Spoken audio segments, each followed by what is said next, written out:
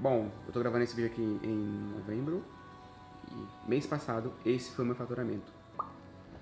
Então você pode imaginar, imagina se eu tivesse desistido. Imagina se eu tivesse parado. Imagina se eu não tivesse acreditado em mim.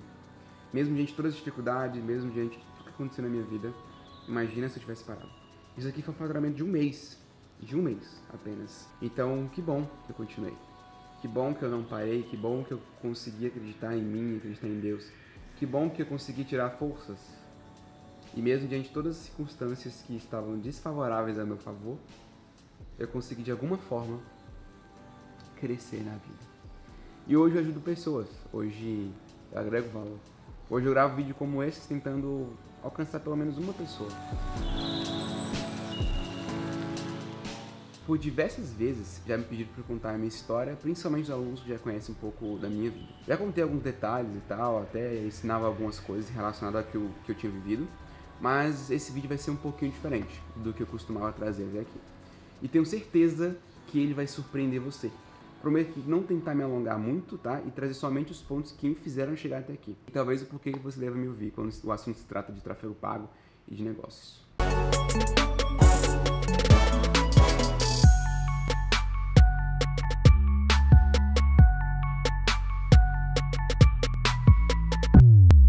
Bom, lá atrás, quando minha mãe ficou grávida, assim, eu vou contar desde essa época. Quando minha mãe ficou grávida de mim, ela só tinha 16 anos. Morava no interior do Piauí e o cara que me fez, né, não me assumiu. No caso, o cara era meu pai, então ela teve que ir morar em São Paulo com a minha avó, no caso, a mãe dela. Então você imagina, uma menina de 16 anos, no interior de São Paulo, grávida, e não tinha ideia do que ia fazer da vida. Tendo que, literalmente, tentando viver a vida ali na cidade grande, porque não tinha condições de nem me manter direito. E o pior que você nem sabe, que talvez pode te surpreender, é que ela não contou pra minha avó. Literalmente, ela ficou 9 meses em minha barriga e não contou que estava grávida pra minha avó. Vergonha de ter ficado grávida, né? Vergonha de estar solteira e tudo mais. Vergonha porque seu filho não teria um pai. E sabe quando foi que minha avó foi descobrir da minha existência? Na hora do parto. Isso mesmo.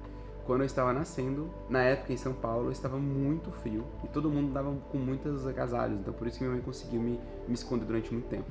E por mais que elas morassem na mesma casa, quase não se encontravam, já que minha avó trabalhava o dia inteiro. Minha avó não fazia ideia do que estava acontecendo e só foi descobrir quando chegou no hospital. Nesse momento, que tinha tudo para ser de alegria, bateu um desespero, afinal era mais uma criança para sustentar. Sendo que elas já passavam por dificuldades, era tanta aflição, né? Enfim, era para ser um momento de prazer e acabou sendo um momento de muita dificuldade. Até que cogitaram em me dar para a médica que fez o meu parto. E vou te dizer uma coisa, eu descobri isso esse ano. A médica aceitou o pedido, aceitou, né, a sugestão. E parecia uma boa solução no meio de um turbilhão de emoções, porque eu ia poder ter uma vida razoavelmente boa, né? Ia poder estudar, ia ser alguém na vida. Enfim, tinha tudo para dar certo se eu tivesse com a médica. Agora, se eu tivesse ficado com minha mãe, tinha tudo para dar errado. Você imagina uma mulher de 16 anos, uma menina de 16 anos, criando um filho, largou faculdade, largou tudo para cuidar do filho. Ou seja, não teria condições para um futuro melhor para o seu filho, porque não tinha como. Não tinha trabalho, estava desempregado. Hoje em dia, olhar para trás é um tanto quanto motivador para mim. Inclusive, durante um tempo, eu fiquei um pouco desmotivado a trabalhar. E olha que eu já tinha conquistado várias coisas na minha vida. Tinha conquistado várias coisas que eu tinha sonhado. Já estava estável e bem pra caramba.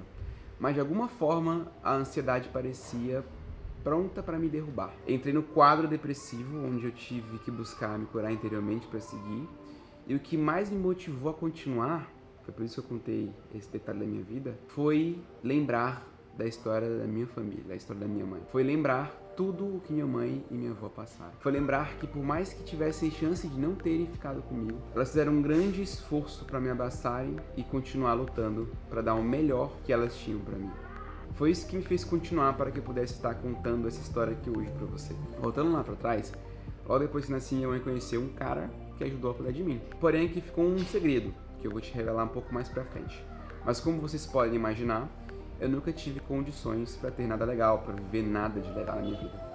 Nunca tinha ido no McDonald's, por exemplo, nunca tinha entrado num carro, nunca tinha ido no shopping porque a gente não tinha condições nenhuma. Minha família de fato era muito humilde. Pra você ter uma ideia, eu nunca tinha entrado num carro na minha vida. Talvez eu tenha entrado sim, quando eu era bem pequeno e tal, mas eu não me lembrava dessa situação. Mas o fato de eu contar isso pra você me marca bastante, porque, cara, eu nunca consegui entrar num carro, sabe? Que é entrar num carro. Coisa simples hoje pra todo mundo. Ou quase todo mundo. Tudo isso era algo inimaginável pra mim até os meus 14 anos de idade. Minha mãe largou os estudos, mas sempre me educou da melhor maneira possível. Eu cresci na igreja, onde eu fui ensinado a frequentar desde novo. E o que com certeza me ajudou foi Deus nos momentos mais difíceis. A gente se mudava bastante, né? Então eu nunca entendi o real motivo, tá? Naquela época, eu nunca tinha entendido por que de fato a gente mudava muito. Na verdade era difícil, né? Para um menino entender que teria que mudar de escola novamente, e ter que fazer novos colegas, e ter que fazer novas amizades, mais uma vez. Eu não sentia o acolhimento de pertencer a algum lugar. Eu não entendia, mas isso dava por conta da nossa instabilidade financeira que vivíamos naquela época. Minha mãe não tinha emprego fixo, fazia um bico aqui, fazia outro ali. Teve uma época que ela chegou até a empreender vendendo seus próprios sapatos numa feira lá em Brasília, no Gilberto Salomão. Quem é de Brasília aí, levanta a mão e comenta aqui embaixo. Nessa fase, já tínhamos ido tentar a vida na capital federal.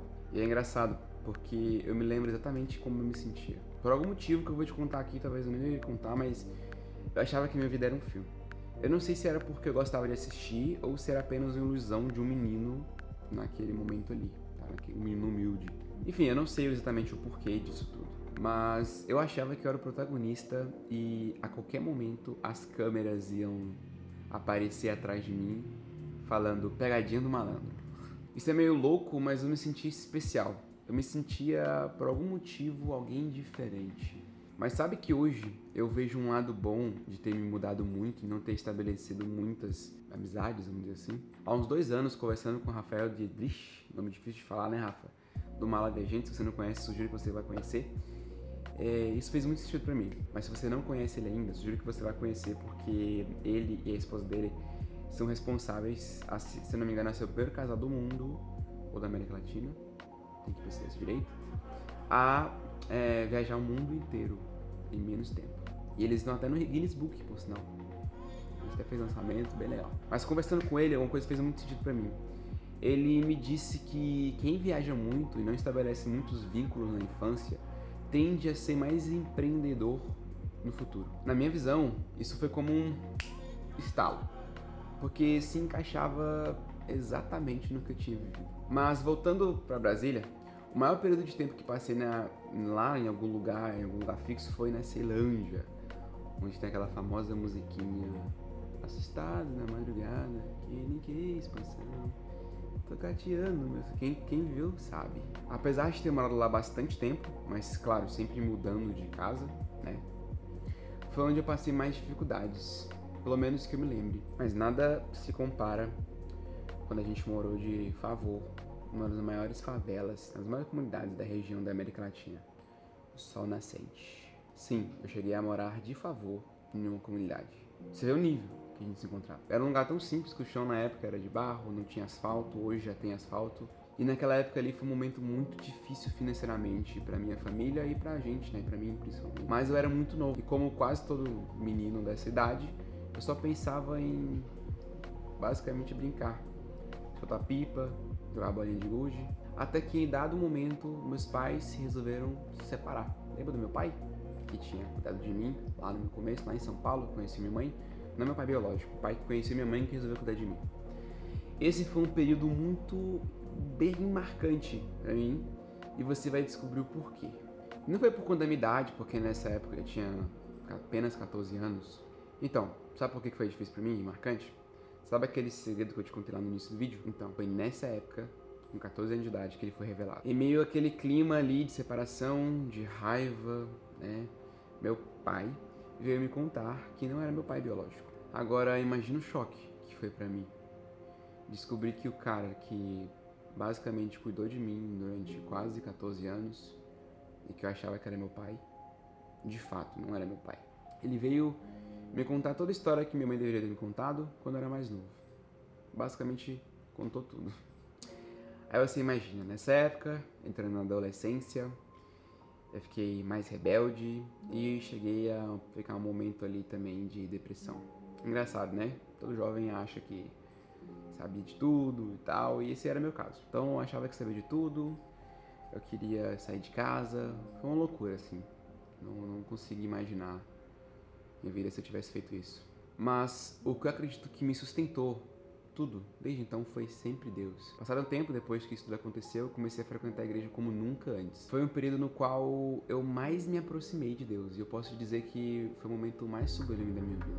Aquilo, a intimidade que eu criei com Deus naquela época foi com certeza um divisor de águas na minha vida. Aí foi quando eu tive outro momento que ficou bem marcado. Eu fiz uma promessa naquela época, pra mim mesmo. Eu prometi pra mim mesmo que quando eu tivesse um filho, eu nunca o deixaria como meu pai biológico me deixou, mesmo que eu não quisesse. Esse compromisso foi um divisor de águas pra mim. Agora imagina você, um garoto de 14 anos que acaba de descobrir que seu pai não é o que pensava, fazendo uma promessa pra si mesmo desse tipo. Depois de alguns meses, minha mãe conheceu meu segundo padrasto, o que foi um momento também muito decisivo nas nossas vidas, e bem engraçado. Segundo padrasto e graças a Deus o único, tá, o atual. E por que foi um momento muito decisivo nas nossas vidas? Porque ele era servidor público, tinha carro, viajava de vez em quando, pelo menos uma vez no ano.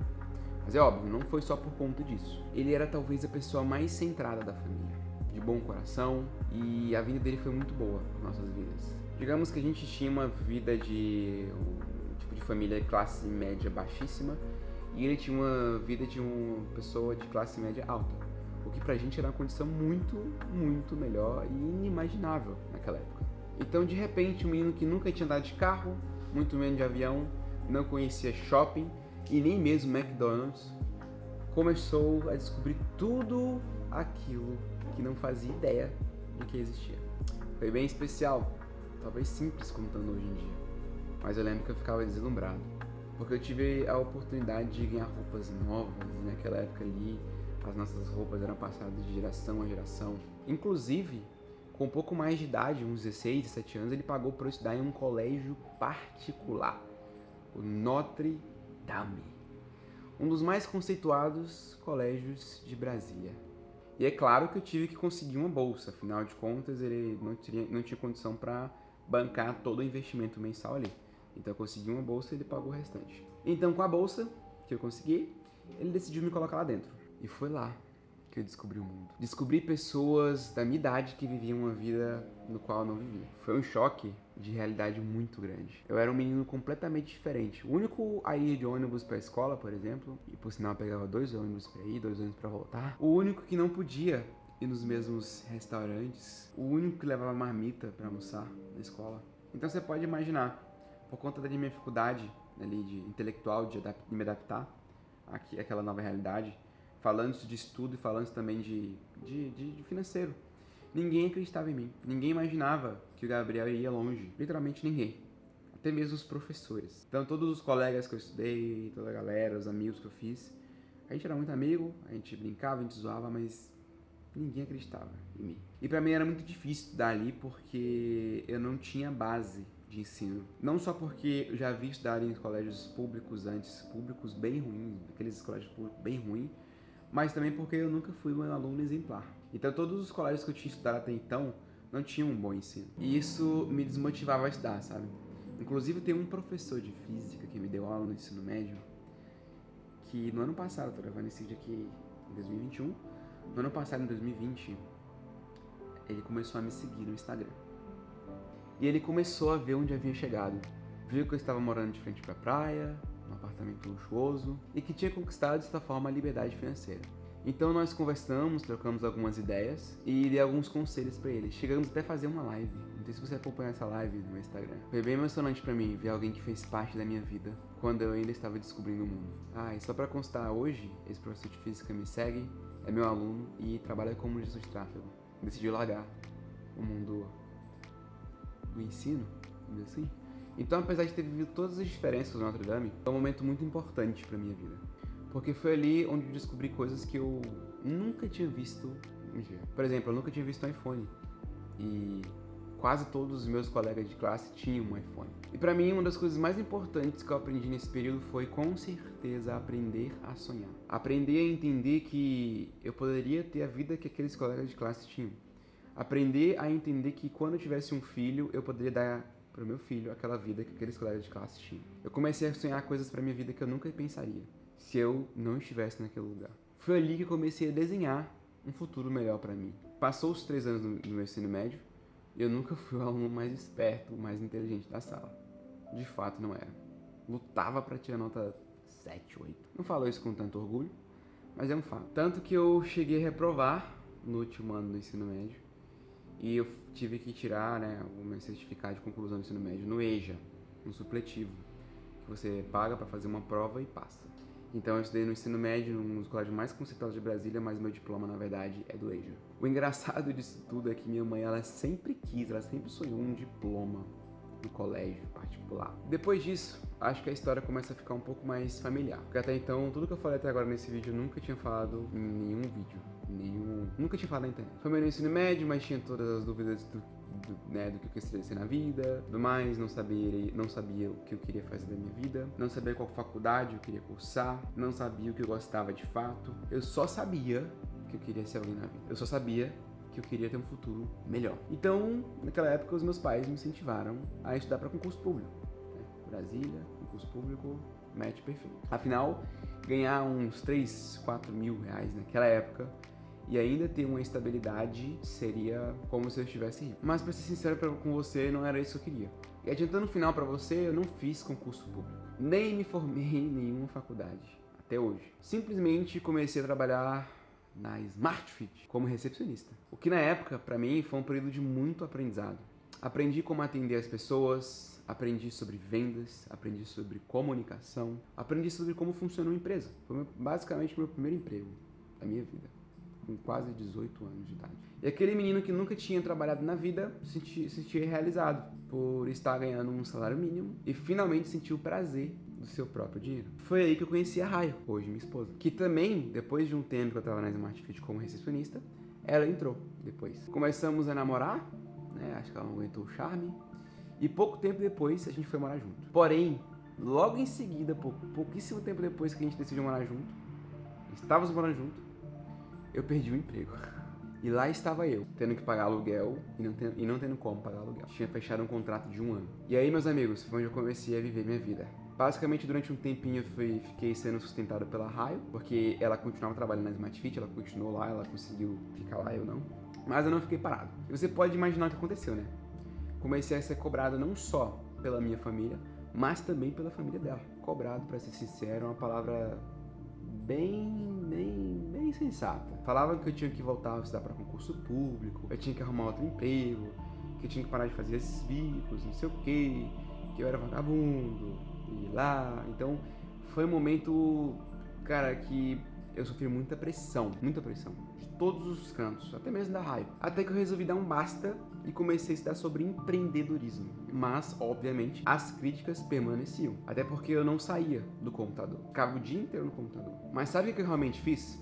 Eu juntei o dinheiro dos bicos. Trabalhei, inclusive, de duende de Papai Noel em um final de ano para cobrir as despesas por alguns meses. Então, o que eu fiz foi basicamente o seguinte. Eu trabalhei o suficiente nesses bicos, como duende de Papai Noel, trabalhei como barman, trabalhei de várias coisas, juntei a grana suficiente do nosso custo de vida de 6 meses, então fiz os cálculos, nosso custo de vida naquela época não era alto, mas pra mim naquela época era alto sim. Eu juntei essa grana e 6 meses de vida. E qual que era o meu foco durante 6 meses de vida? Trabalhar e estudar que nem um louco. Não fazer mais nada, só trabalhar e estudar. Trabalhar que eu falo no marketing digital, né? Estudar e tudo mais. Era o tempo que eu tinha para estudar, né? E podia começar a aplicar o que eu aprendi. Então eu defini na minha vida 6 meses. Se tudo der errado durante esses 6 meses, a única coisa que eu posso fazer é voltar a trabalhar, arrumar um emprego. E foi aí que eu decidi. Eu fiquei 1 ano me lançando como professor de violão. Tem os vídeos aí na internet, vai aparecer também um vídeo para você, uma foto para você. Eu fiquei 1 ano estudando como lançar, fazer lançamentos e tal. Eu não investi, investi em tráfego na época, perdi dinheiro. Meus vídeos eram péssimos, tá? Eram péssimos mesmo. E aí, galera da comunidade, aqui é o Gabriel Reis. E hoje eu vou estar respondendo, e hoje eu vou estar fazendo um vídeo específico para quem tem o dedo curto, para quem tem um dedo meio gordinho. Então, resumindo, eu fiquei um ano me lançando, mas deu prejuízo. Mas sabe o que eu ganhei? Eu ganhei bagagem. Eu ganhei experiência em vários segmentos do marketing e empreendedorismo. Porque eu fazia tudo sozinho. Fazia página, copy, edição de vídeo, tráfego. Tudo eu fazia sozinho. E foi por conta dessa experiência que eu consegui prestar meu primeiro serviço como gestor de tráfego pago. Foi quando tudo realmente começou a virar. E é nessas horas que às vezes eu penso que a gente só precisa mudar o rumo, mudar uma coisinha para a vida começar a fluir. Obviamente, se eu tivesse desistido, né, quando eu tava produzindo conteúdo de violão, hoje eu não estaria aqui. E provavelmente, talvez, eu estaria fazendo os mesmos bicos de antigamente, ou trabalhando numa empresa onde não queria trabalhar. Então, que bom que eu não desisti. E apenas fiz uns ajustes. Eu tava trabalhando para mim, professor de violão, lançando curso de violão. Eu peguei esses conhecimentos e apliquei em outras áreas. Afinal de contas, era aquele cara que ninguém acreditava. Afinal de contas, se eu tivesse desistido, eu estaria trabalhando no CLT hoje em dia. Eu não sei como é que a minha vida teria caminhado, mas imagina, eu era aquele cara que ninguém acreditava. Mas você quer saber um pouco mais sobre os aprendizados que eu tive nos momentos mais difíceis da minha vida? Eu gravei um vídeo rapidinho, onde te contei as 3 lições mais valiosas que me fizeram crescer e amadurecer para chegar até aqui. Esse vídeo conta uma história, mas nesse vídeo aí que eu deixo o link aqui embaixo, eu conto os aprendizados que eu tive com a minha história. Acho que vale a pena você dar uma olhada. Vai ficar aqui o link do vídeo. E se essa história de alguma forma te impressionou, deixe nos comentários o que mais te surpreendeu. E não deixe de curtir esse vídeo. E se ainda não é inscrito no canal, cara, se inscreve no canal. Aqui você aprende sobre marketing e empreendedorismo e aprende a criar um negócio sólido também. Eu te vejo até a próxima.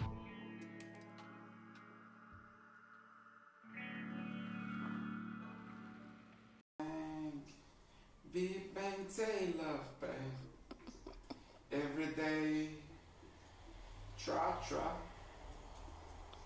Entendi.